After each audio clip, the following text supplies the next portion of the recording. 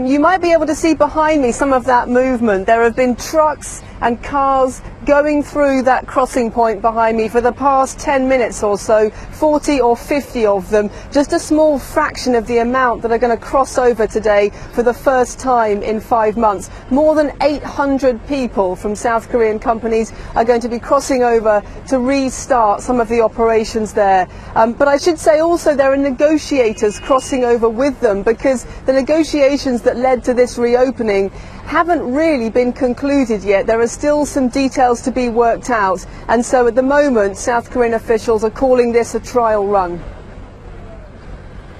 That's right. As you say, it simply is a trial, and it took several sets of talks between the two sides to reach to this day. But is there a sense that it's still on shaky ground, the permanent reopening of the complex?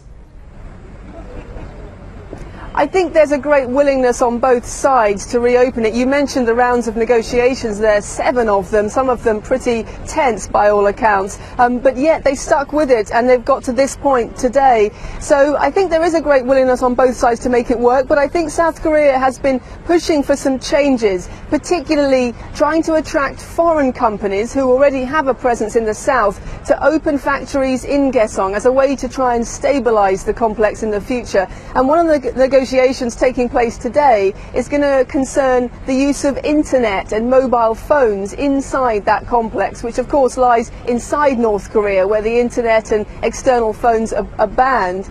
It's going to try and work out a deal whereby they can be used inside the complex, and that's seen as a way of trying to attract more foreign investment.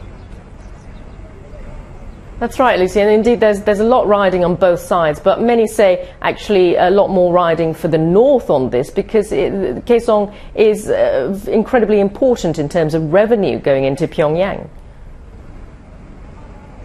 That's right. An estimated $80 million goes to Pyongyang in hard currency, in US currency, as a result of its workers, 53,000 workers inside this complex. It's good for the South too. I mean, it's good for southern companies because it does give them that cheap, well-educated, Korean-speaking labour force, very disciplined labour force. But as I say, the South Korean government does want some changes. That the main value to the South Korean government of this complex is that it's an inter-Korean project. It's a sign of cooperation.